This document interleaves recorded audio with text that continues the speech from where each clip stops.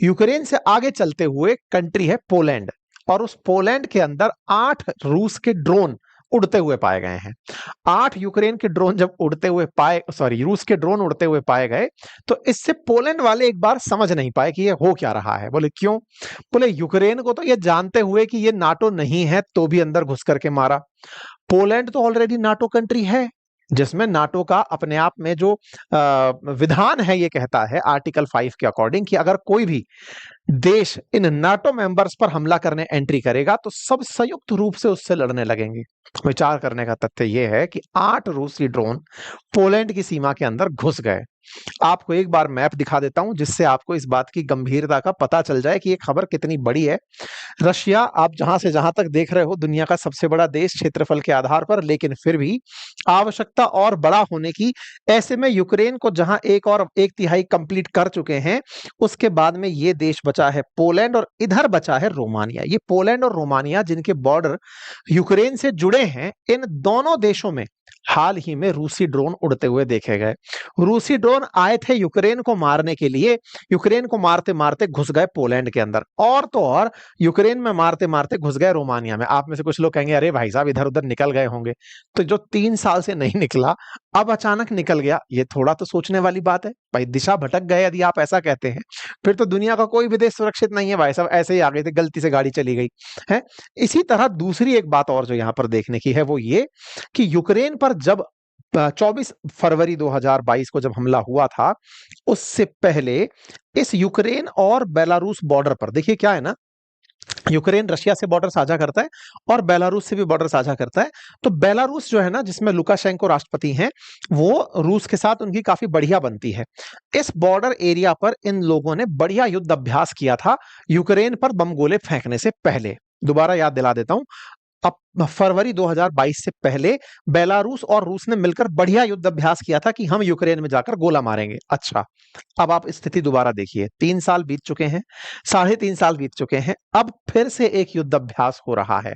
और इस बार वो युद्ध अभ्यास बेलारूस इधर की तरफ, यहां पर एक जगह है लेनिनग्राड करके, यहां पर ये रहा, ये लेनिनग्राड रूस का क्षेत्र है, पोलैंड से सीमा साझा करता है। यहां पर बेलारूस के अंदर और रूस के अंदर फिर से एक युद्ध अभ्यास शुरू हो रहा है।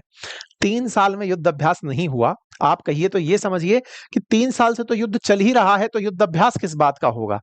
फिर से युद्ध अभ्यास शुरू होता है, और इस बार के युद्ध अभ्यास से चिंता बढ़ जाती है इन सभी की सभी देशों में जो नाटो कंट्री, यूरोप के देश जो नाटो कंट्री बनकर बैठे हैं।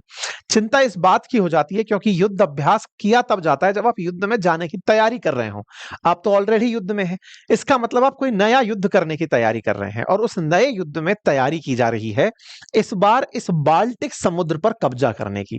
बाल्टिक समुद्र पर कब्जा करने की तैयारी का मतलब है, ये एस्टोनिया, लातविया, लिथुआनिया, ये कभी यूएसएसआर के सदस्य हुआ करते थे, ये फिलहाल के लिए अलग देश बनकर नाटो की मेंबरशिप लेकर बैठे हैं, इनको चुनौती देने की तैयारी चल रही है। साथ ही साथ में यहां पर बेरेंट सी, ये जो स्कैंडिनेवियन कंट्रीज हैं, इनके उत्तर का जो महासागर है, इस पर कब्जा करने की। तो फिलहाल इस पर तो पता नहीं क्यों नजर रूस की गई है, लेकिन ये तो समझ में आता है बाल्टिक सी वाला मसला। मतलब कुल मिलाकर के सोवियत रूस बनने की तैयारी कर रहा है रशिया। 1991 से पहले जो देश एक साथ हुआ करते थे, ये पूरा पूरा सोवियत रूस ही हुआ करता था। इस सोवियत रूस का पुनः वापस से वही रूप आए, इसकी तैयारी रशिया करने शायद निकल पड़ा है। ये बातें इसलिए महत्वपूर्ण हो जाती हैं क्योंकि नाटो देशों के हवाई जहाज अब पोलैंड और रोमानिया की सुरक्षा में उड़ना शुरू हो चुके हैं। युद्धाभ्यास उनकी तरफ से भी शुरू हो चुका है। पोलैंड ने हवा में हवाई जहाज उड़वा दिए हैं, ड्रोन्स को मार गिराया है, हेडलाइंस बन चुकी हैं। नाटो की तैयारियां पूरी हो चुकी हैं कि पोलैंड की सुरक्षा कैसे करनी है। साथ ही साथ में जो नाटो ने इस तरह की कस्में खाई हैं कि अगर अब रशियन जहाज हमारे अंदर आए तो हम उसे मार गिराएंगे। मतलब कुल मिलाकर बात यह है कि रशिया यूक्रेन युद्ध में एक नया फ्लेवर जोड़ने की तैयारी में पुतिन निकल निकल पड़े हैं। और पुतिन बार बार दुनिया को यह बताते आ रहे थे कि अगर यूक्रेन को नाटो में डालने का प्रयास किया तो मैं न्यूक्लियर बम छेड़ दूंगा। 10 दिन पहले तक पुतिन धमका रहे थे, लेकिन साहब ये लोग मान नहीं रहे थे। पुतिन ने जब सबको बढ़िया से समझा दिया, कोई मान नहीं रहा था, तो उन्होंने अपनी तरफ से न्यूक्लियर एक्सरसाइज शुरू कर दी थी। न्यूक्लियर एक्सरसाइज 19 फरवरी को शुरू हुई थी 2022 के अंदर। मेरे प्यारे साथियों, पुतिन ने अनाउंस किया कि अब हम स्पेशल मिलिट्री ऑपरेशन कर रहे हैं। यह मैं आपको सारा की सारा सीक्वेंस इसलिए बताया क्योंकि पुतिन ने पहले जो भी कहा वो किया है। अभी जब मैं बोल रहा हूं कि इन्होंने बार बार धमकाया और फिर अपनी एक्सरसाइज शुरू करी, युद्ध अभ्यास शुरू किया, और युद्ध अभ्यास शुरू करने के 4 दिन के भीतर भीतर इन्होंने चढ़ाई शुरू कर दी। वापस से वही न्यूज बड़ी बनकर आती है, ये फिर से युद्ध अभ्यास शुरू कर चुके हैं। मतलब यूक्रेन पर हमला करने से पहले युद्ध अभ्यास हुआ था, पोलैंड और रोमानिया पर भी हमला करने से पहले फिर से युद्ध अभ्यास हो रहा है। हेडलाइन यही है, Russia Belarus military deal test nerve on NATO eastern flank. भाई साहब, न्यूज बनकर आती है कि रशिया ने अपनी मसल्स को फिर से मजबूती से जांचना शुरू कर दिया है। मिलिट्री ऑपरेशंस की तैयारियां चल रही हैं। मैं फिर से याद दिला दूं, यूक्रेन से बॉर्डर सटे हुए हैं पोलैंड के, और यूक्रेन से ये बॉर्डर छपे हुए हैं रोमानिया के। ये दोनों ही नाटो कंट्रीज हैं और इन दोनों नाटो कंट्रीज को रशिया अब आगे से टारगेट कर रहा है। आप पूछेंगे बेलारूस का क्या सीन है? देखो, बेलारूस में लुकाशेंको की सरकार है। जब से देश बना है तब से लुकाशेंको है। मतलब एक तरह से 1991 से लुकाशेंको चले आ रहे हैं। ये बिना पुतिन के कुछ नहीं है। मतलब पुतिन और ये आधी कटी रोटी हैं। एकदम वैसे ही जैसे चाइना की तरफ से नॉर्थ कोरिया है, ऐसे रूस ने बेलारूस को पालकर रखा हुआ है। ऐसे में इससे ज्यादा उम्मीदें मत करो कि ये रशिया के खिलाफ जाएगा। ये तो पूरी तरह से साथ है। इधर की तरफ एक क्षेत्र है कैलिनग्राड, ये भी रूस का क्षेत्र है, बाल्टिक सी के अंदर खुलता है। रूस पोलैंड को दबाने के लिए इधर कैलिनग्राड से और इधर बेलारूस से हमले करेगा। साथ ही साथ में यूक्रेन को वो काउंट करता नहीं है, तो इधर से हमले करेगा। तो यानी कि पोलैंड पर हमले करके पोलैंड के अगर कुछ क्षेत्र पर कब्जा कर लिया गया तो ये क्षेत्र के अंदर घुसने का रूसी एक पैटर्न बन जाएगा। जैसे बार बार कहा जाता है कि रूस सलामी स्लाइसिंग कर रहा है। सलामी स्लाइसिंग का मतलब है जैसे चाइना भारत की सीमा पर कुछ बॉर्डर पर कब्जा कर लेता है, ऐसे ही रूस कैलिनग्राड के आसपास के क्षेत्र पर पोलैंड के अंदर कब्जा कर लेगा। इससे क्या होगा, बेलारूस और कैलिनग्राड आपस में जुड़ करके बाल्टिक सी तक रूस की बढ़िया कनेक्टिविटी बन जाएगी। अभी क्या है कि रूस को अगर बाल्टिक सी तक जाना होता है, या तो फिर वो ऊपर से निकल कर आए, या फिर इसको इन देशों से लिथुआनिया होकर रास्ता मांगना पड़ता है। अगर रूस इस क्षेत्र को अपने पास रख लेता है, यानी कैलिनग्राड से बेलारूस के साथ को जोड़ लेता है, तो ये फिर पूरा पूरा रूस ही है। मतलब ये समझिए कि एक ही रूट इनको मिल जाएगा। फिलहाल के लिए तैयारियां इस तरह से चल रही हैं। लेकिन हां, यूक्रेन पर चले हुए जो ड्रोन हैं वो उड़ते हुए पोलैंड की सीमा में गिर गए। ये जो तस्वीर आप देख रहे हैं, ये यूक्रेन के अंदर आए हुए शहीद ड्रोन की है, जो कि शहीद ड्रोन निकल करके चला गया पोलैंड के अंदर। इंटरेस्टिंग बात क्या है कि ये ड्रोन असल में ईरान का था। ईरान से बनाया हुआ ड्रोन था, रूस ने ले रखा था, चला दिया उसको यूक्रेन क्रॉस करके पोलैंड के ऊपर। ये देखिए आप, अधिकारी जो बैठे हुए हैं यहां पर, ये सारे के सारे पोलैंड के अधिकारी हैं जो इस ड्रोन को लेकर के शिनाख्त कर रहे हैं। इससे पहले ही इस तरह से पूरे जब यूक्रेन पर हमले हो रहे थे, ड्रोन हमले, उनमें से कुछ ड्रोन निकल करके इस तरफ चले गए। अब जब ये ड्रोन इस तरफ पहुंचे तो मुसीबत ये नहीं थी कि ड्रोन आ गए, मुसीबत ये थी कि जिस देश में आए वो देश नाटो कंट्री है, जिसके बारे में अक्सर ये कहा जाता है कि अगर नाटो कंट्रीज के साथ में किसी ने भी हाथ लगाया तो युद्ध बड़ा भीषण हो जाएगा। भाई साहब, इस घटना को बीते 4 दिन हो चुके हैं। 4 दिन पहले ऐसा हुआ था कि साहब रशियन ड्रोन मतलब एयर स्पेस क्रॉस करके पोलैंड के अंदर घुस गए। आप इस बात से यह समझिए कि रूस ने यह जांच लिया कि इनमें दम नहीं है, इनके भीतर तक ड्रोन पहुंचा, ये ड्रोन को मार गिरा करके अपनी काबिलियत दिखा रहे हैं, हमने ड्रोन मार गिराया। अर्थात ये डिफेंसिव हो रहे हैं, ऑफेंसिव नहीं। ये बचने के प्रयास में है, आक्रमण के प्रयास में नहीं।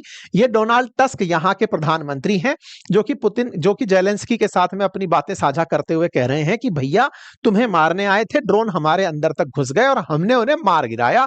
इस बात पर इन्होंने अपने पायलट्स को बधाई दी और कहा कि मैं अपने पोलिश ऑपरेशन कमांड को और अपने पायलट्स को इस बात की कांग्रेचुलेशन कांग्रेचुलेट करता हूं कि उन्होंने वो ड्रोन मार गिराए। और साथ ही साथ मैंने अपनी तरफ से तमाम दुनिया के राष्ट्राध्यक्षों से बात कर ली है। तो डोनाल्ड टस्क ने वैसे ही बात करी जैसे जेलेंस्की बात करते हैं सबसे, ऐसे टस्क ने भी सबसे बात कर ली कि सर बम आ गया है, बचाइए, अब मैं तो नाटो मेंबर ही हूं, मुझे तो बताइए। ऐसी बीच में फिर नाटो मेंबर्स को जागना पड़ता है। नाटो वाले लोग निकलते हैं, उन्होंने कहा कि अरे हाँ भाई, अगर हमारा ही कोई दोस्त पिट गया तो हमारे आर्टिकल 5 की बेइज्जती हो जाएगी, जिसमें यह कहा गया है कि किसी एक कुछ हुआ तो सब कुछ हुआ माना जाएगा। इस पर सब ये लोग बाहर निकल कर आते हैं, अमेरिका को दुहाई देते हैं कि देखो अब्बा, पीट दिया गया है। तो ऐसे में मार्क रूट निकल कर आते हैं, जो कि नाटो चीफ हैं।